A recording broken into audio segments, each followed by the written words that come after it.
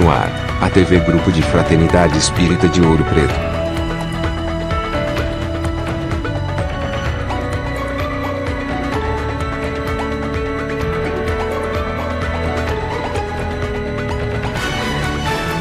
O Fraternidade divulgando o Espiritismo. Não sabe qual é a próxima palestra? Acesse a programação no site do Fraternidade.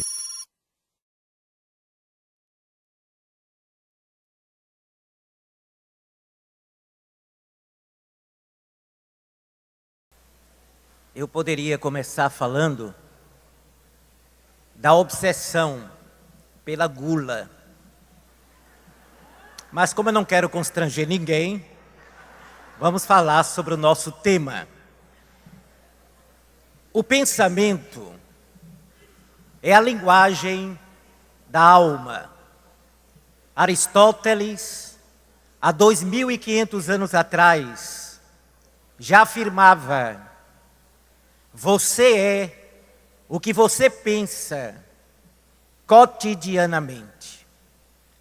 Você é o reflexo do que todos os dias você elabora na sua casa mental.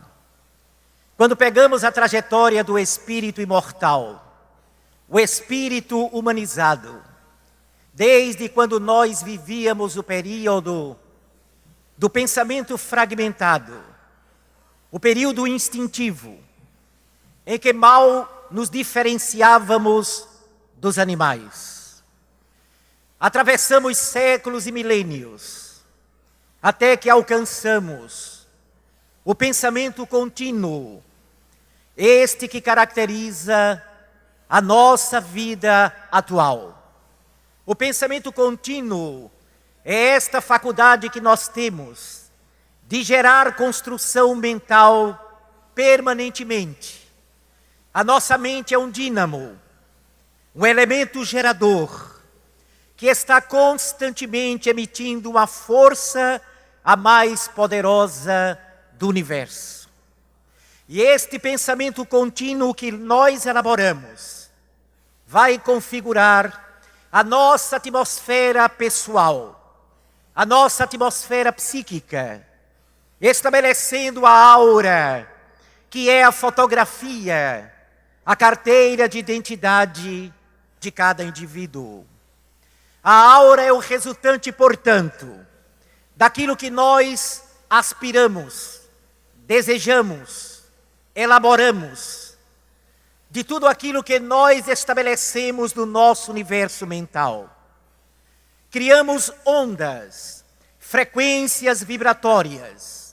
E estas frequências vibratórias, emanadas da consciência, que é o espírito imortal, irá também estabelecer o mundo de relações com outras ondas mentais e com outras frequências vibratórias similares. Os semelhantes se atraem. E é a partir deste raciocínio que, ao atingir a idade da razão, a fase da razão, a fase de René Descartes, penso, logo existo, que nós passamos a ser responsáveis pela nossa vida moral e passamos a ser responsáveis por aquilo que nos chega à experiência cotidiana. Passamos a ser também responsáveis por toda a formatação das nossas existências vindouras.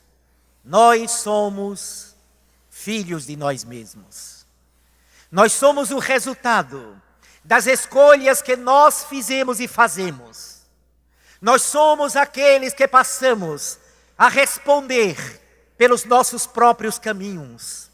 No Espiritismo não há fatalismo.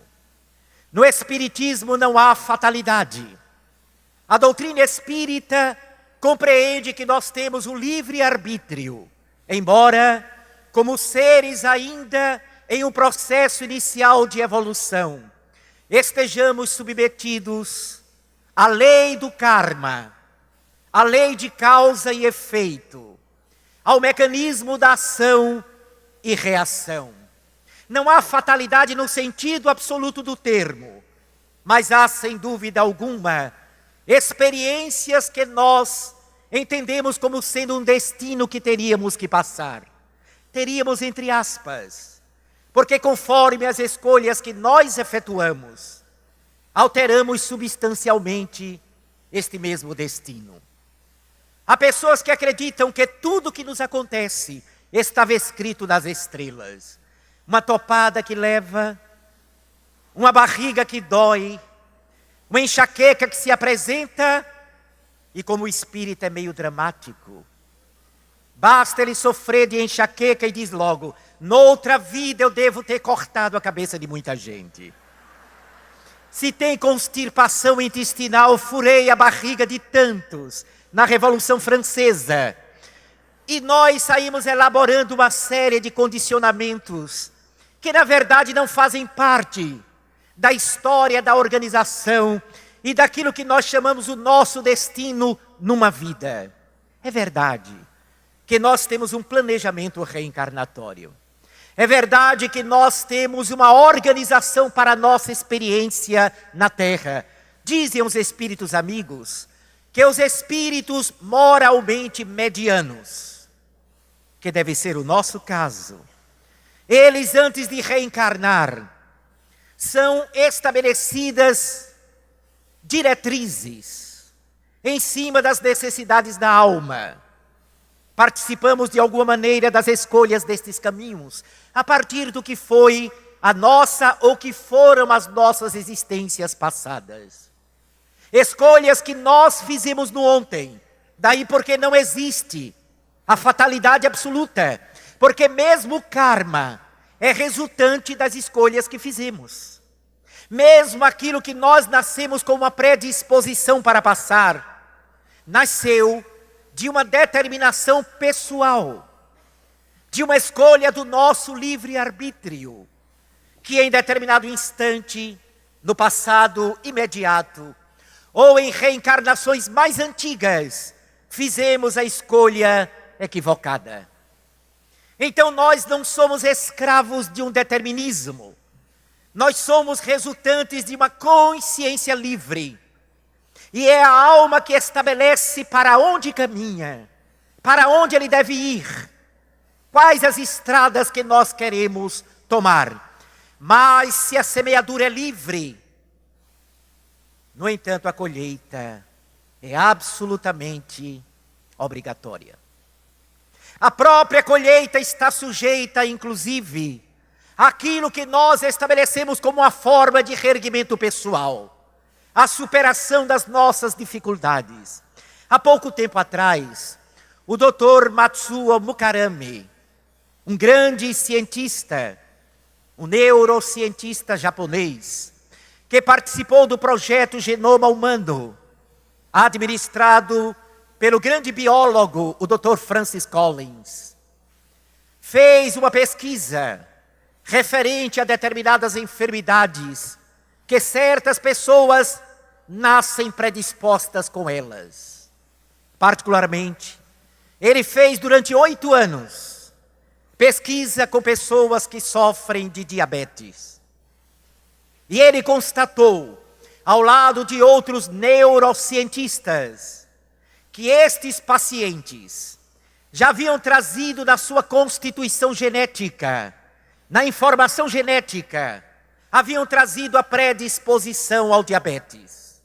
No entanto, eles verificaram que esses pacientes, aqueles que apresentavam gratidão à vida, que apresentavam entusiasmo pela existência, que apresentavam alegria de viver, os pacientes que sorriam com a alma, eles apresentavam uma condicionante de rebaixar a quantidade de açúcar no sangue. O Dr. Mukarami não estava dizendo, claro, nem eu, que quem tem diabetes, deixe de tomar remédio e vá sorrir. Se fizer isso, vai ser internado. Ele estava dizendo, tome o medicamento, mas se você tem gratidão à vida, você tem uma posição construtiva positiva da existência. E a consciência age sobre a intimidade celular. A mente age sobre a estrutura genética, sobre o DNA, alterando, inclusive, tendo essa possibilidade de alterar a predisposição a determinadas enfermidades ou a passar determinadas provas no caminho. O Dr. Bruce Lipton, um dos criadores, um dos pais da epigenética, professor de universidade norte-americana, que era ateu, materialista, ao estudar em profundidade o cosmos da célula, tornou-se convicto de Deus, da imortalidade da alma e da reencarnação, graças à sua observação sobre a vida celular. E foi Bruce Lipton um dos primeiros, na sua obra Biologia da Crença, quem falou na possibilidade das pessoas modificarem a sua história de vida, ainda que a informação genética viesse com a predisposição a certas enfermidades, para alterar a sua própria vida.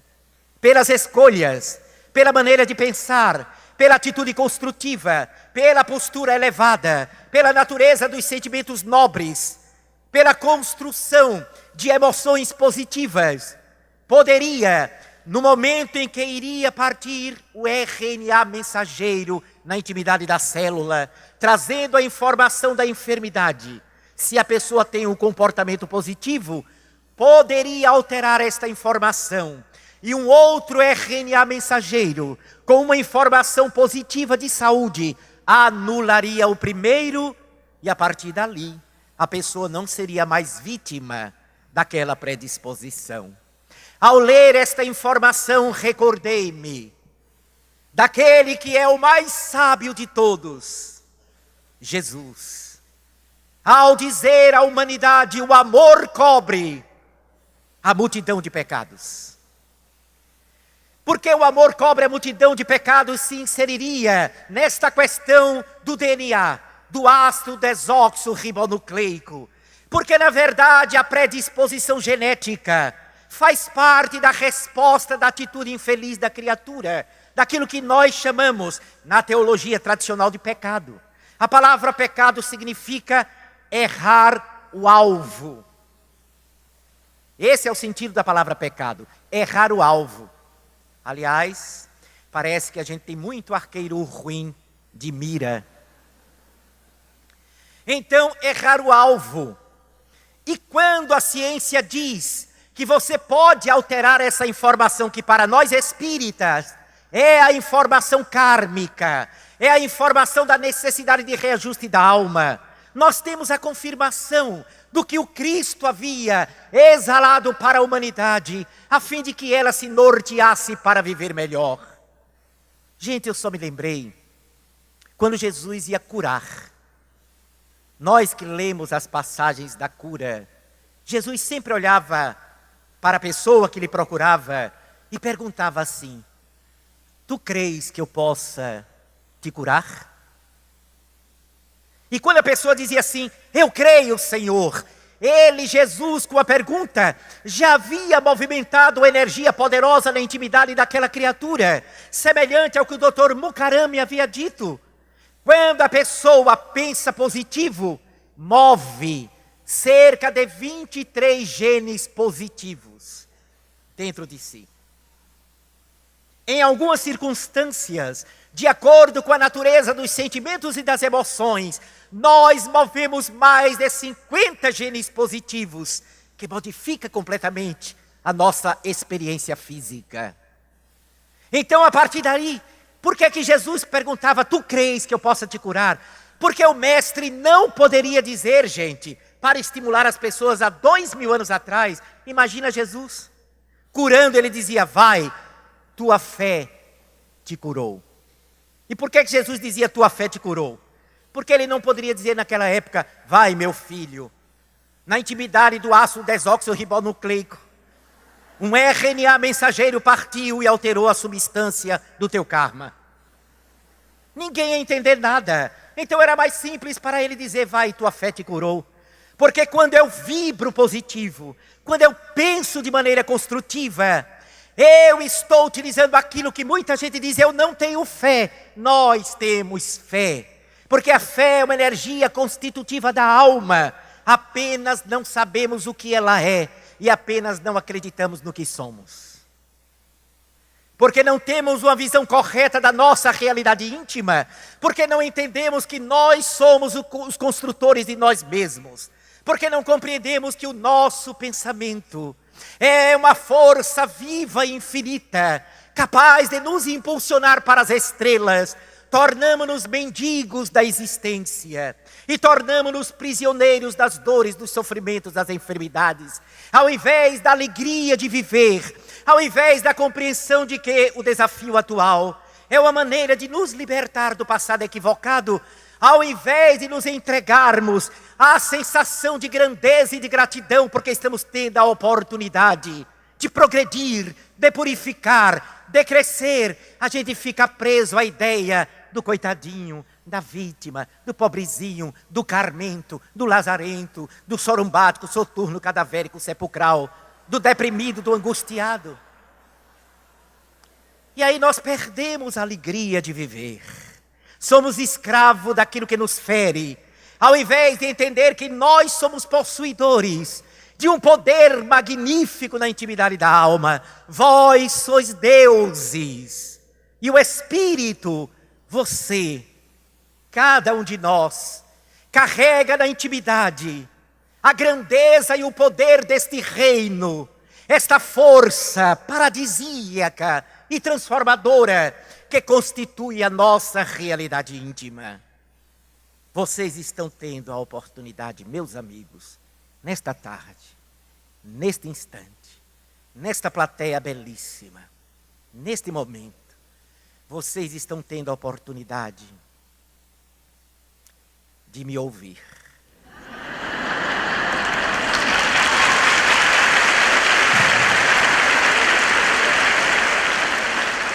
Mas não foi pensando no aplauso, não. Eu fiz esta colocação para dizer que vocês estão ouvindo um dos projetos mais lindos de Deus, que sou eu. E me ouvindo, projetos de angelitude, que são cada um de vocês. E isso é ciência da alma. Esta é a concepção cósmica que o Espiritismo veio trazer à humanidade. Então nós somos aqueles que estamos delineando o próprio caminho pela nossa construção mental. O que nós pensamos estabelece as nossas relações. Como nós pensamos, estabelecemos quem desejamos ao nosso lado, espiritualmente falando. Eu vou fazer uma pergunta trágica em homenagem ao CIMESP. Quem aqui, neste auditório, gostaria de ter a companhia, todos os dias, do Dr. Bezerra de Menezes? Levante a mão. Que lindo, né? Agora, nós queremos esta companhia, mas acordamos nervoso, agitado, estressado, deprimido, nos entristecemos, oscilamos o tempo inteiro, mas a gente quer os bons espíritos. Os bons espíritos, eles procuram nos auxiliar, nós que somos ainda tão pequeninos. Porém, existe o fenômeno da sintonia. Que espaço mental nós estamos dando aos bons, para que os bons nos impulsionem? Qual é a natureza predominante dos nossos pensamentos cotidianos? O que é que permeia a nossa casa mental habitualmente? Qual é a natureza das nossas emoções? Como a gente sente a vida? Sentir, se emocionar, é também uma construção mental. Porque sendo consciência, nós somos o pensamento. E o pensamento elabora as emoções e os sentimentos. Quais são os sentimentos que nós cultivamos habitualmente? Nas nossas relações cotidianas. Começando pelo lar, estendendo-se para o dia a dia. Quando diz Allan Kardec na obra Obras Póstumas, depois que Kardec desencarnou, os amigos, acompanhados de Amélie Baudet, a sua digna esposa, publicaram alguns escritos do codificador. Está em Obras Póstumas. E é ali que Allan Kardec faz um trabalho maravilhoso de análise do pensamento. Quando ele diz que o pensamento é a força viva da alma.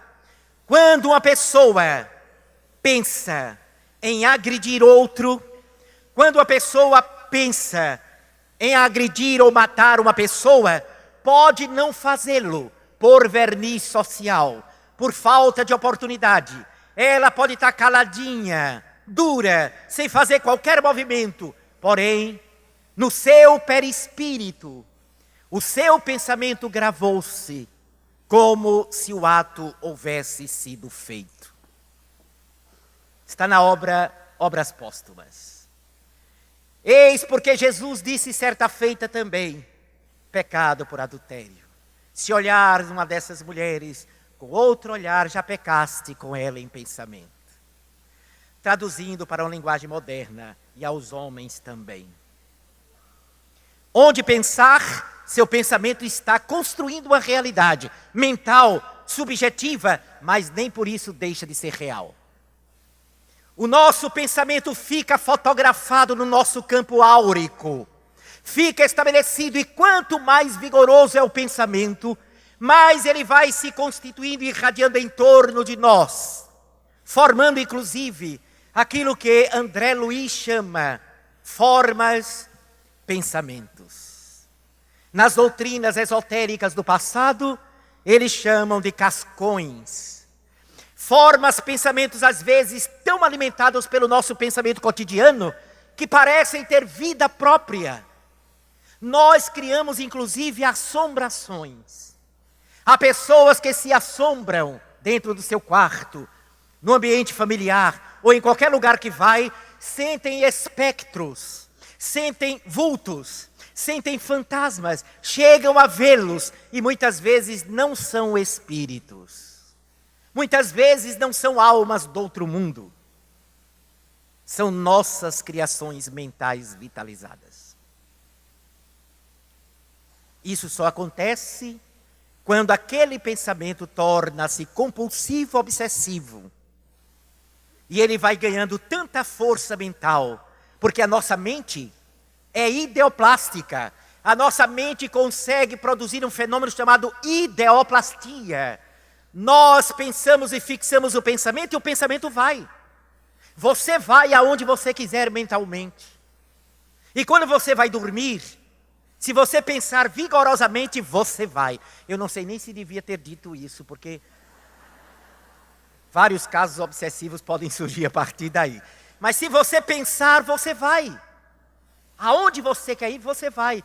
E conforme é a natureza do pensamento, vamos não só ao lugar que queremos, para junto de quem queremos, com as companhias que elegemos.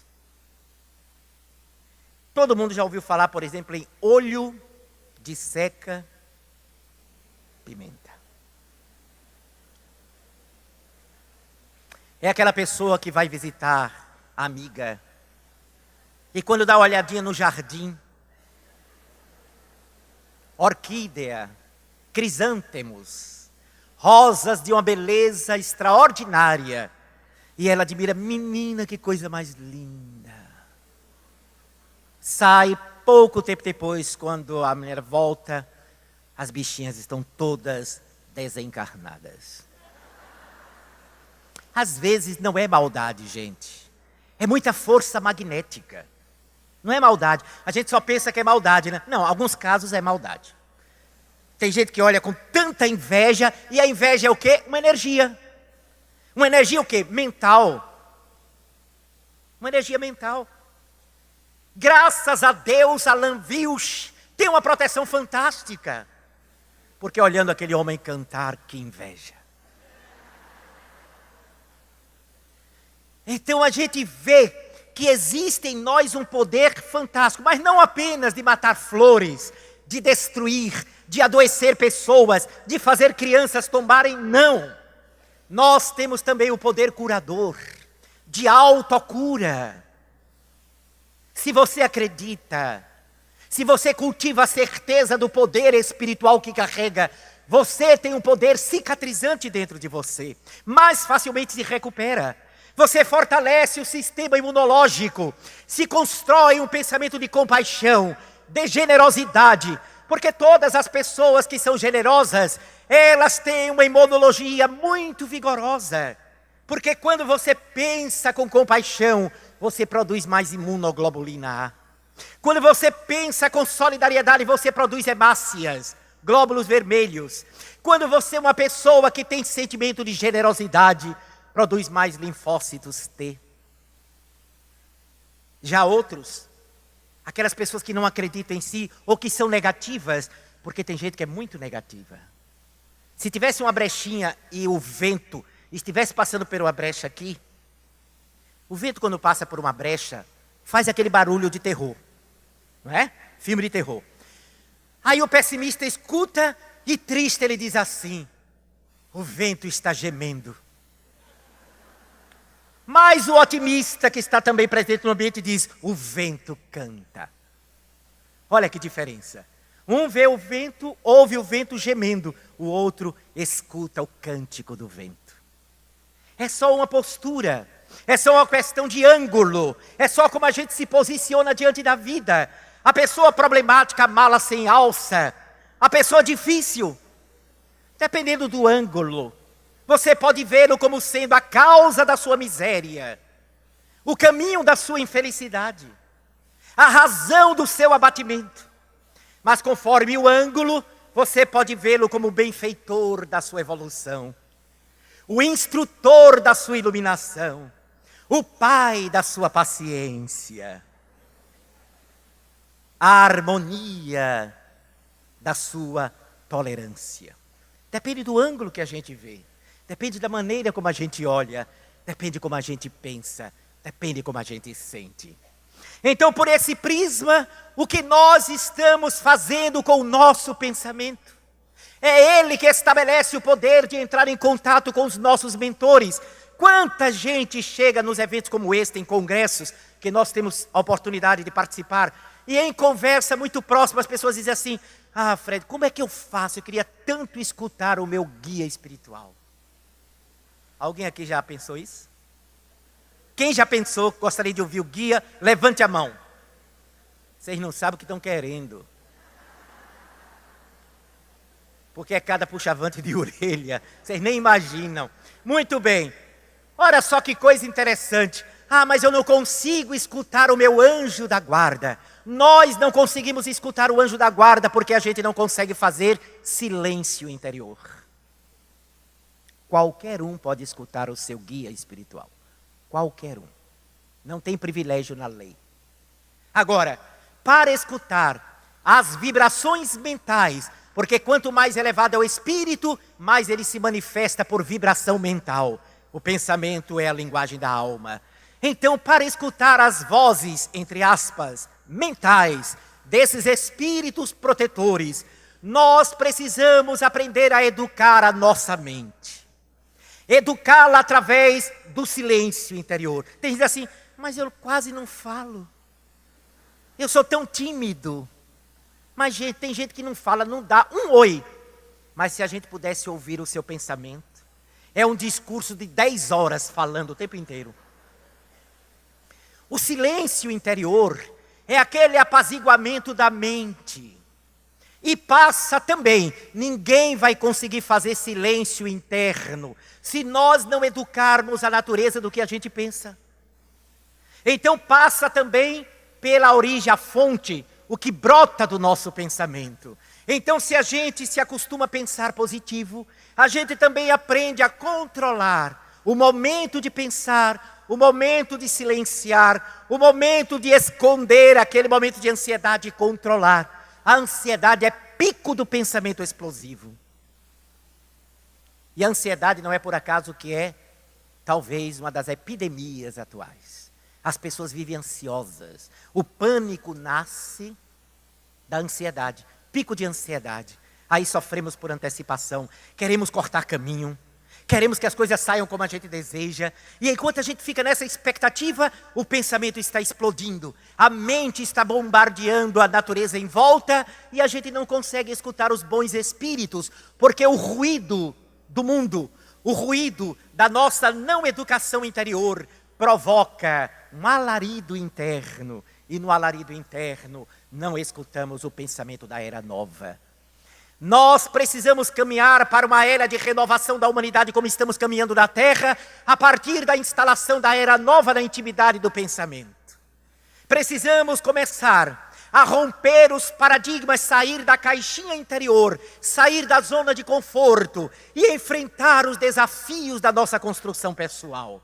Termos a coragem de dizer para nós mesmos, se a lei de Deus determinou a lei do progresso para os mundos, e a Terra está caminhando dentro desta lei de progresso, eu devo começar esta lei do progresso na minha intimidade. Eu não posso acreditar que não sou capaz de estabelecer uma nova forma de pensar na vida. Eu posso, eu devo, eu vou. Eu posso, eu devo, eu vou. Estabelecer o critério e a determinação.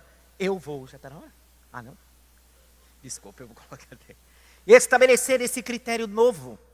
Dizer para a gente sair da zona de conforto. Jesus foi a maior proposta de sairmos da zona de conforto. É por isso que até hoje a gente não aprendeu o que é Jesus. É por isso que até hoje a cristandade não sabe o que é o cristianismo. Porque Jesus veio para convidar a gente a sair dessa acomodação que a gente habitualmente faz. Normalmente, quando a gente chega no espiritismo, a gente se empolga, não é verdade? Primeira palestra espírita, a gente sempre pergunta assim, quem foi que contou a minha vida para aquele palestrante? A segunda, a gente começa a receber aquelas mensagens na entrada. Tem gente que compra um caderno e faz um livro, só porque cada mensagem é para ela, porque é para a gente. Isso dura mais ou menos 1 ano a 2 anos. Depois disso, é muito comum acontecer um fenômeno que acontece com os seres humanos aqui na Terra habitualmente. Processo de acomodação. No começo a gente quer virar anjo antes de ser gente. Ai, queremos, não, vou mudar completamente. A gente quer sair da água para o vinho. Pessoas que falavam com normalidade. Ai, porque tornou-se espírita ou de alguma religião começa, irmãozinho. Como é que vai? Olha que coisa linda, né? E às vezes até radicaliza. Não, só quero agora comer alpiste, isopor. Para descobrir mais tarde que nós não mudamos de realidade de sopetão. É um processo, é um trabalho de autoconhecimento. E a partir de detectarmos as nossas necessidades interiores, traçar a diretriz neste caminho. Então Jesus, por isso, ele disse, aquele que perseverar até o fim, será salvo. Salvo de quê? De si mesmo. Dos seus equívocos, das sombras que nós teimamos em alimentar. Dos nossos medos. O medo nos impede de acreditar que somos capazes. O medo é uma coisa terrível. Nós passamos 10, 20 anos estudando o espiritismo, ouvindo falar em mediunidade, em contato com os mortos, e quando os mortos aparecem em nossa casa, passam de raspão, a gente se arrepia e sai correndo de dentro de casa. Dizem que aqui em Olinda, numa parada de ônibus que tem aqui perto do shopping Itacaruna, houve um caso muito interessante. Era um lugar que tinha muitos assaltos, agora acabou. Tinha muito assalto. 10 horas da noite, uma jovem senhora, muito bem vestida, com essas bolsas que vocês usam quando fazem compra, que sai com a mão assim. Ela parada, elegante, com aquela bolsa Vitor Hugo, pendurada, sozinha na parada do ônibus.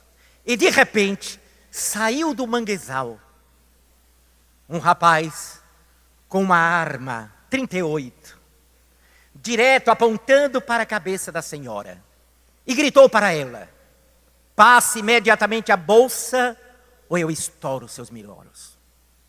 Mas para a surpresa do assaltante, contrário ao que se esperava, a senhora manteve-se muito serena, muito calma, talvez fosse espírita, não sei. Ela ficou tranquila. E aí o assaltante achou estranho, mas não perdeu o vigor dele. Repetiu a ameaça e disse: se a senhora não passar agora, imediatamente, a sua bolsa, vou disparar, tudo descarregar na sua cabeça. E ela, mantendo a calma, olhou para o homem e disse: mas a vida é muito engraçada. Quando eu era viva, nunca fui assaltada, agora depois de morta...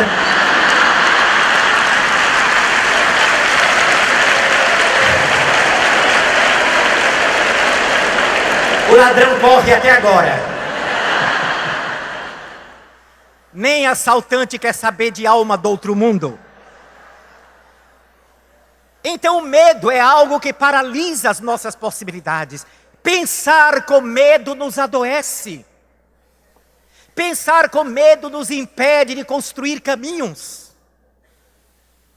Tem gente que diz assim: eu me tornei espírita, mas eu não quero orar pelos espíritos infelizes, perturbadores, obsessores, porque senão eu vou atrair para junto de mim. Que amor é este? Que nós não acreditamos na proteção do amor. Quem ama, quem auxilia, não tem que ter medo. Tem que acreditar, ter coragem.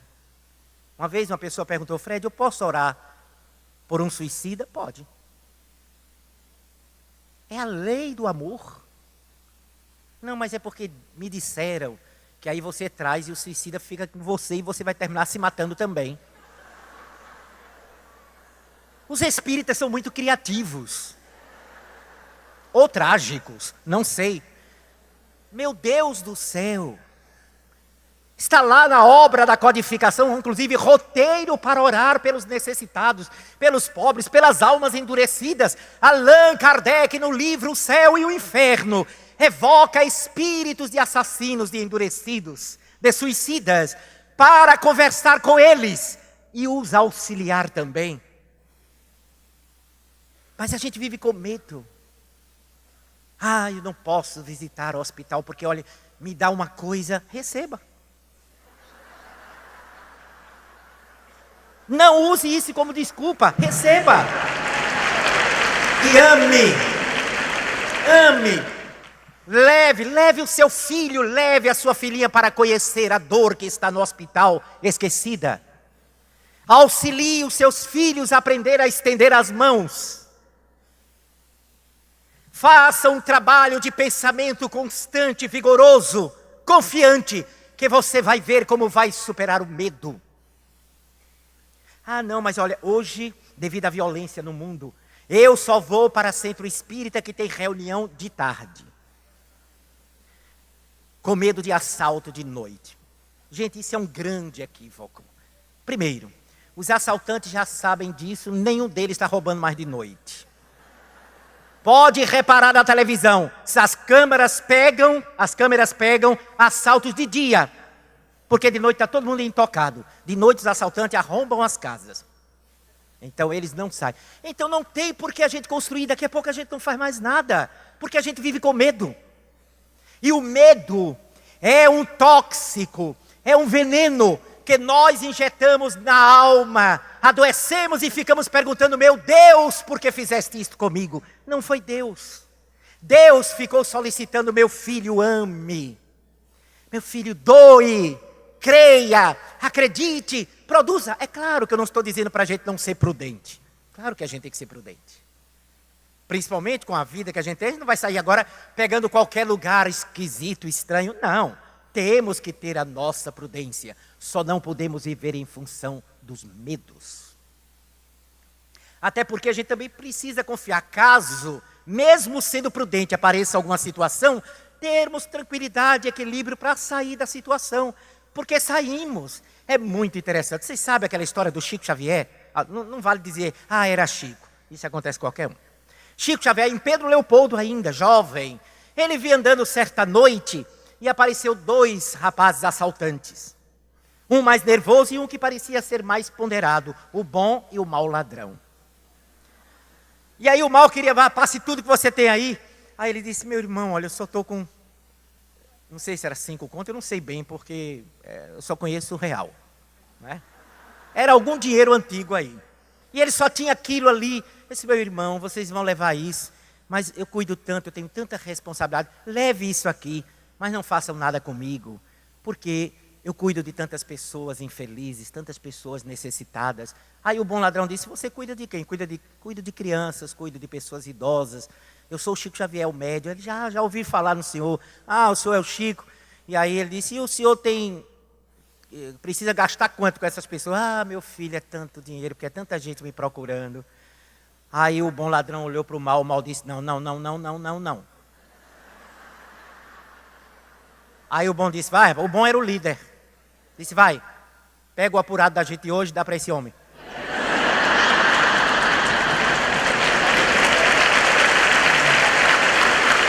Ao invés de levarem o dinheiro do Chico, Chico levou o dinheiro dos ladrões. Para as obras de caridade. Existem ladrões maravilhosos na vida. Eu tenho um irmão que ele é trágico. Ele tem uma chama para as coisas trágicas. Muito fácil. Ele estava voltando certa feita da faculdade, ele estudava na época na Universidade Católica. E mais ou menos 10h40 da noite, 22h40, lá no cais de Santa Rita, ele ia pegar o ônibus para o Cabo. Estudante, sabe como é que é. E ele lá vinha com aqueles livros, quando ele dobrou da esquina, um homem pegou e jogou ele na parede, botou um revólver imenso e disse, passa logo o dinheiro, mago. Meu irmão, ele é muito mole, ele é muito apavorado, ele ficou logo tremendo, querendo desmaiar. Eu dizia, vai rapaz, tu não é homem não? Ele disse, sou. Aí ficou forte e deu a carteira para o assaltante. O assaltante pegou a carteira, abriu, tirou o dinheiro, olhou para ele assim, disse, tu vai para onde agora? Aí meu irmão, gaguejando assim, já sem falar. Meu irmão olhou para ele e disse, eu estou indo para o Cabo, que eu moro no Cabo. Aí eu disse, para o Cabo eu conheço o Cabo. Aí o assaltante tirou um dinheiro assim, toma, para a tua passagem. Isso é um ladrão fascinante. Ladrão da era nova. E esse mesmo irmão, certa feita, olha o que o pensamento faz. Porque ele tem tanto medo de assaltante que eles procuram meu irmão. Porque o nosso medo é energia que atrai aquilo que a gente teme. Atrai o que a gente teme. É verdade. E esse meu irmão chegou num sábado pela manhã, numa lanchonetezinha de um amigo nosso lá na cidade do Cabo. Ele foi só para conversar, um amigo nosso de longas datas. E aí meu irmão estava lá e chegou um rapaz, forte, baixinho e troncado, e disse assim, Tuning, que era o nome de meu pai, paga uma cervejinha para mim aí. Aí meu irmão disse, rapaz, eu estou sem nadinha. Ele estava sem nada mesmo. Estou sem um tostão. Não tem problema não, Tuning. Ó, te livrei de boa ontem, viu? Aí meu irmão disse, aonde, como? Você não estava ontem, 10 horas da noite, passando no cais de Santa Rita? Aí meu irmão disse, estava. Você não estava de camisa xadrez, branca e azul, calça jeans e uma bolsa tiracolo? Aí meu irmão já foi ficando pálido e disse, estava. Aí o assaltante disse, eu estava lá assaltando com os meus amigos. E aí um deles disse assim, vou pegar aquele otário. Aí quando eu vi que era você, Túnio, eu disse, não, mexa naquele menino não, que ele é meu, é lá do Cabo. Aí o meu irmão tremendo olhou para o dono da lanchonete e disse, fulano, bota 2 cervejas para ele que eu pago depois.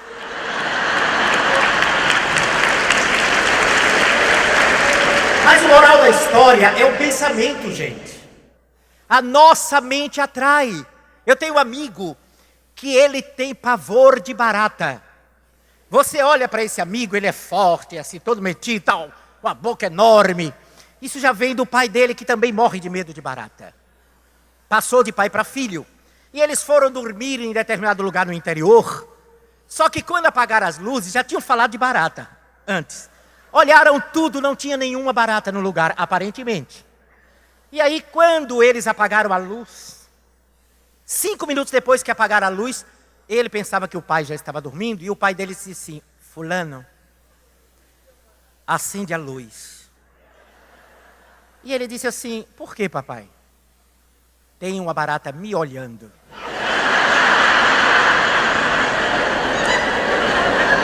Eu não sei bem como é que barata olha. Porém, como ele também tem medo de barata, correu imediatamente e acendeu. Quando acendeu, pasmem vocês, na parede, encostado à cama do pai, estava uma barata na direção do pai. Medo é uma energia mental que nós atraímos à força que nos ameaça. Assim como o pensamento positivo, construtivo, amoroso, um pensamento de amor e espiritualizado atrai a energia construtiva para tapetar o nosso caminho em direção à estrada de redenção que nós estamos estabelecendo. Está no horário? Está no horário? Faltam 5 minutos. Que nós estamos estabelecendo. É o nosso pensamento que vai edificando as asas, com que nós vamos atravessar o infinito e experienciar as mais belas sensações da alma. É através do nosso pensamento que se educa, dos nossos sentimentos que cada vez mais se elevem, que nós vamos poder olhar um dia, primeiramente para dentro de nós, depois em torno de nós. Nós vamos sentir a beleza e a alegria de estarmos caminhando sem condenações. Deus não nos condena. Ele nos oferece oportunidades renovadas através da reencarnação. E é através dos múltiplos renascimentos na matéria que a alma vai se desmaterializando e o nosso pensamento vai se espiritualizando, até que chegará um dia em que, pleno de felicidade, de autorrealização, cantaremos a alegria de sermos servidores da mensagem do Evangelho. A felicidade de vencer as nossas dores internas, de superarmos os nossos limites. Nós iremos superar os nossos limites. Conquistaremos o continente da nossa alma, onde há riqueza que não imaginamos e onde luzes esféricas existem e nós ainda não as acendemos dentro de nós. Somos os viajantes da imortalidade. E um dia, após vencermos a nós mesmos, iremos dizer de alma em festa: Ave Cristo, nós que te amamos, que sofremos, que tombamos, que caímos, nós que muitas vezes nos arrastamos, que te negamos, nós que ferimos, magoamos, nós que machucamos, nós que arrancamos lágrimas, nós que não entendemos a imortalidade e sofríamos desesperados ante a partida de um ente querido. Nós teremos aprendido a grandeza desta imortalidade e o reencontro, a beleza de rever os que amamos e de saber que nós não morreremos jamais, nunca, porque nos deste o tesouro sublime do para sempre. Nós que aprendemos a amar, a sentir ternura, a abraçar, a acolher. Nós que compreendemos que vale a pena esquecer das nossas próprias necessidades para aprender a sentir a necessidade do outro. Somos nós que queremos hoje te cantar a riqueza do teu Evangelho e espalhar, através de sementes luminíferas, esta mensagem de redenção e de esperança. Deixa-nos, Senhor, ser semeadores da tua mensagem.